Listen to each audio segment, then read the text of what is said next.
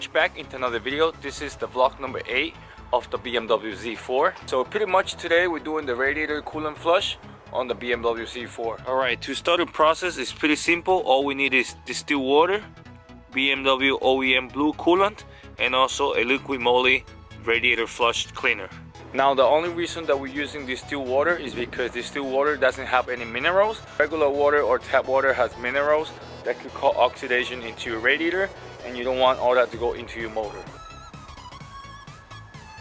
Alright, to start the process, we're going to use the liquid moly radiator cleaner. This is the radiator flush. We're going to use half of it into the car, and we're going to let the car run about 15 minutes.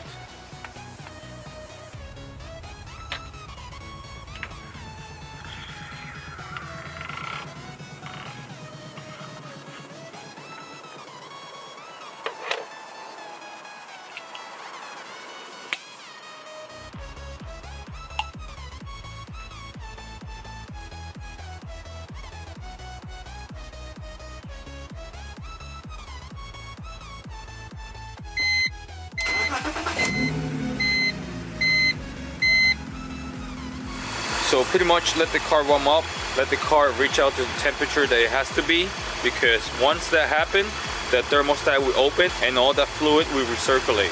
Since we have the cleaner in there, we wanted to recirculate in the whole entire cooling system. Just want to make sure that the car is up to temperature so we can just flush the coolant.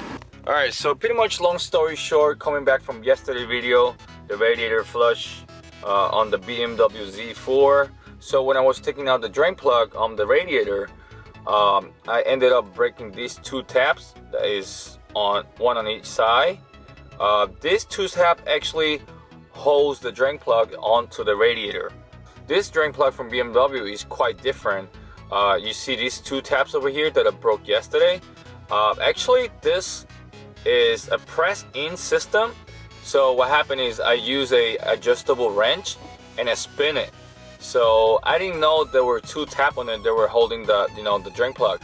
So I ended up spinning it, and the two taps ended up like breaking. And also one thing that I didn't know is, the drain plug have a blue tap over here. This is actually the drain plug that thread onto this valve over here. I mean, it's a little crazy. I didn't know all that. I guess it's a learning experience. So yeah. So next time when I'm gonna do a coolant flush, I'm just gonna access this to this blue tap. Alright, so here's the radiator. This is under the car now. This is the bottom of the radiator where the plug sits. We're gonna try to put this back in. So the radiator actually have two little opening for you to slide the T's on. I'm pretty sure this is gonna go like this. There's no other way. Push it back in, and then that's it. And then we spin it around just to make sure that it's gonna be secure. And then it should be good. Alright, so here's a comparison of the old radiator plug that I broke. You see, it's missing two tab over here that actually is secure the drain plug in place. And here's a new one. You see? So the new plug actually have two ears. You guys see that? One here, and the other one is this one over here. Now this two little tab is like actually a safety feature that goes into the radiator, and it's actually lock this plug in place to prevent this plug to push out or to get loosened or whatever. It's all safety. Look at how clean is this still water after the flush. Wow, it looks crystallized. And then for last, what we're going to be doing is we're going to add the OEM coolant, and also we're going to purge the radiator.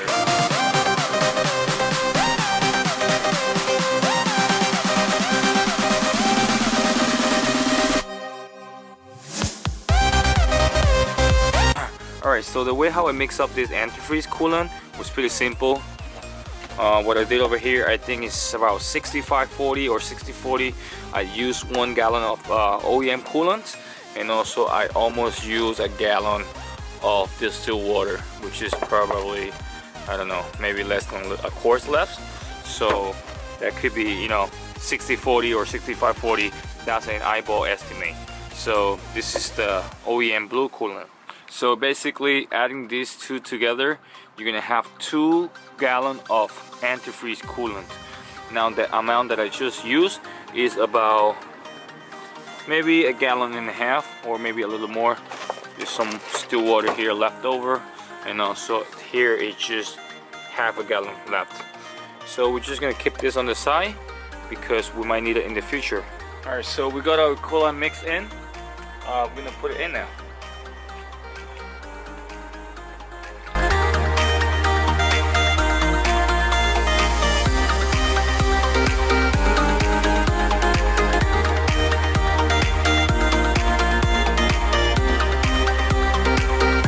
Alright, so the way how you want to fill this up is very simple.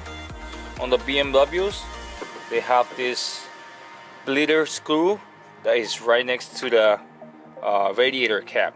You want to just, pull it out. You want to start adding coolant until the coolant flows out of the bleeder hole. Just keep filling the coolant out until it flows out of there, because that's going to push out all the air out from the coolant system.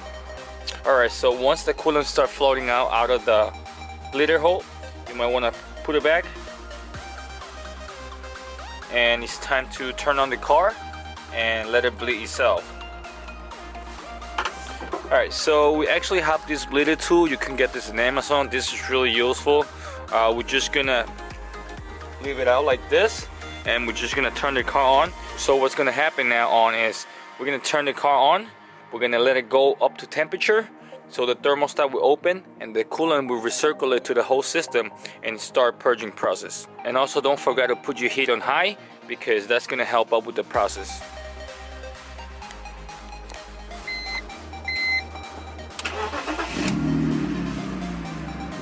Make sure that your heat is on all the way up.